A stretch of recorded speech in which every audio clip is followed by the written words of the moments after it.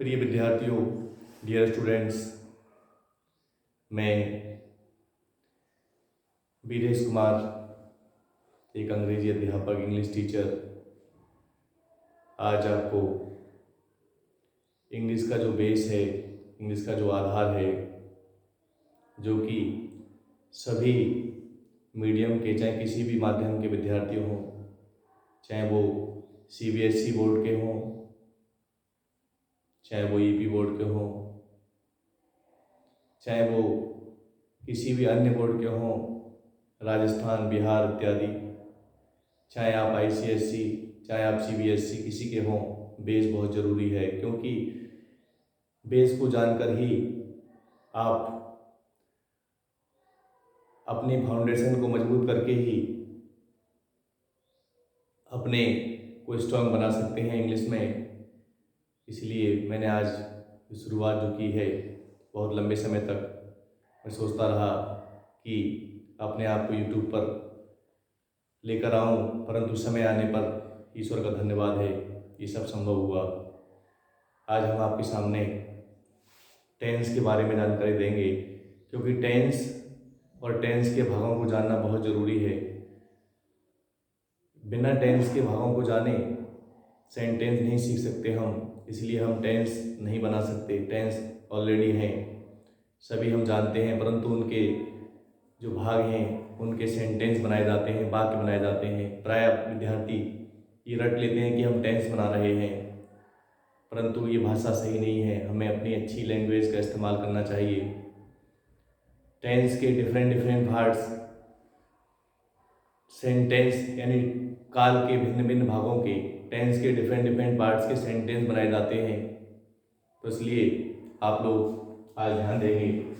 आज का हमारा टॉपिक है टेंस। टेंस को हिंदी में काल कहते हैं।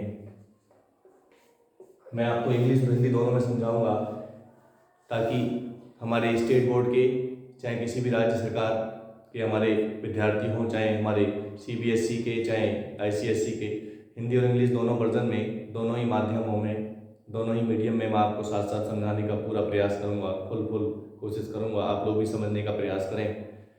टेंस को काल कहते हैं हिंदी में, और काल जो है वो 3 प्रकार के होते हैं। Number first, present tense. Present tense को वर्तमान काल कहते हैं, और इसके बाद पास्ट टेंस। पास्ट टेंस को भूतकाल कहते हैं। इसके बाद फ्यूचर टेंस, इसको भविष्यकाल कहते हैं। प्रत्येक टेंस के 4 भाग होते हैं, उन चारों भागों को भी जानना अति आवश्यक है, एक्सट्रीमली इम्पोर्टेंट है।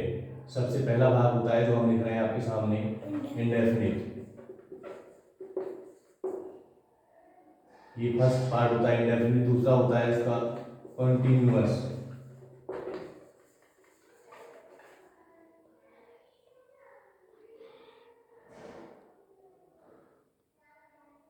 CONTI, continuous, NUOUS।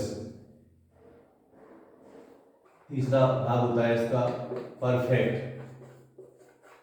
और चौथा भाग होता है इसका परफेक्ट कंटिन्यूअस।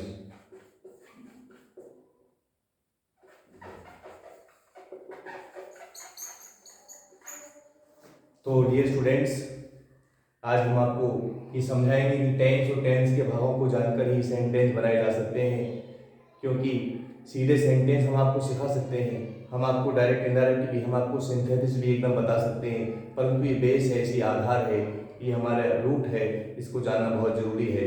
क्योंकि इसको जानकर ही हम, सबसे पहले हमें प्रेजेंट टेंस के पहले वाले भाग यानी इंडेफिनिट के सेंटेंस बनाने होते हैं, और इसको अलग पेज से, एकदम सेपरेट पेज से इसको एक हेडिंग डाल दिया जाता है कि प्रेजेंट इंडेफिनिट टेंस। अब प्रेजेंट इंडेफिनिट टेंस का पहला भाग इंडेफिनिट ही क्यों है, ये प्रेजेंट का हम सीधे लिख देंगे तो विद्यार्थियों को, स्टूडेंट्स को ये समझ में नहीं आएगा कि ये आया कहाँ से।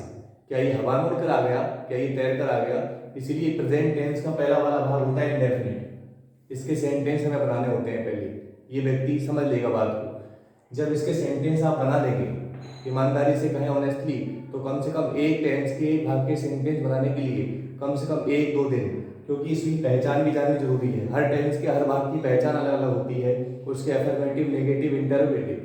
अफर्मेटिव मतलब साधारण, नेगेटिव मतलब नकारात्मक और इंटरोगेटिव मतलब प्रश्नवाचक वाक्यों के अलग अलग नियम होते हैं, उनको जानना जरूरी है। इसीलिए एक दिन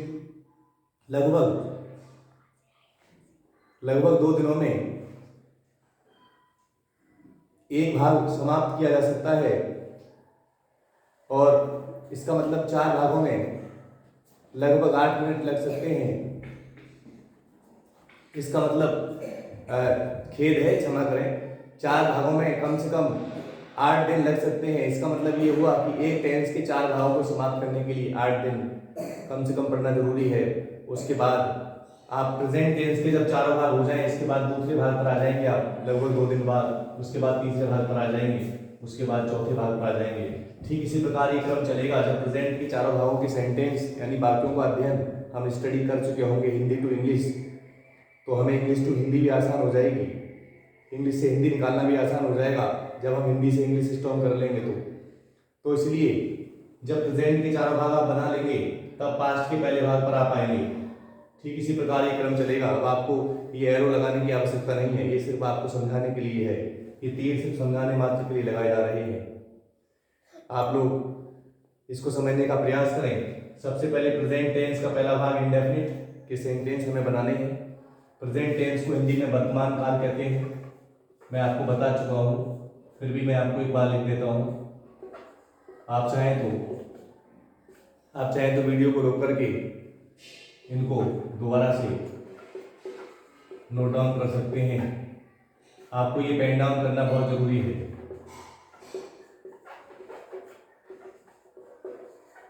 इसके जो भाग होते हैं, पहला भाग जो होता है इंडेफिनिट, इनकी स्पेलिंग भी याद करना बहुत जरूरी है। जैसे इंडे प्लस फिनिट। जो स्टूडेंट्स कमजोर हैं, जिनको वर्ड्स याद नहीं होते, वो दिमाग में बांट के इसको यहाँ तक याद कर लें। इंडे प्लस फिनिट जब लिखना है तो एक जगह लिखें। कोई परीक्षक, कोई एग्जामिनर हमारे दिमाग में घुसकर नहीं देख रहे हैं, इसलिए हमें याद करने का तरीका हो, स्पेलिंग से याद हो। इंडे प्लस फिनिट 2 भागों में, 2 टुकड़ों में किसी भी शब्द को, किसी भी वर्ड को बांट कर याद किया जा सकता है। इसके अलावा कंटी प्लस न्यू प्लस अस, इसकी स्पेलिंग कठिन है, इस पर लोग अक्सर ध्यान रखना, बच्चे लोग गलती कर देते हैं, कंटीन्यूअस कर देते हैं, कंटी प्लस एन यू एस कर देते हैं डायरेक्ट। इस ओ यू एस की जगह सीधे एस लिख देते हैं, कंटीन्यूअस। लेकिन ऐसा न करें आप, कंटीन्यूअस।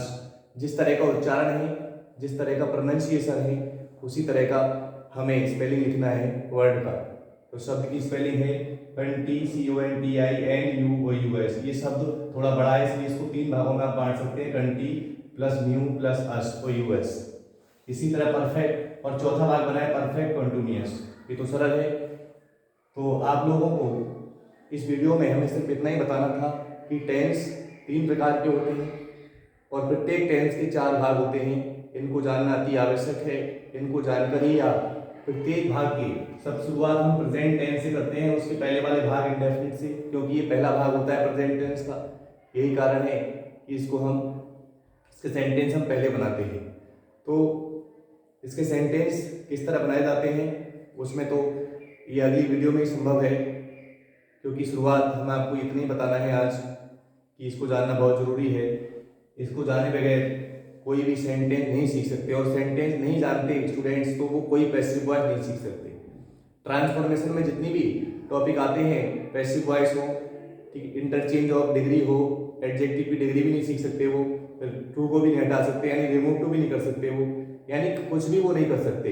इसलिए बहुत ज़रूरी है सेंटेंस अर्थात टेंस और टेंस के भागों को जानना बहुत जरूरी है सबसे पहले। फिर अलग अलग भाग के अलग अलग सेंटेंस बनाना अति आवश्यक है, एक्सट्रीमली इम्पोर्टेंट है।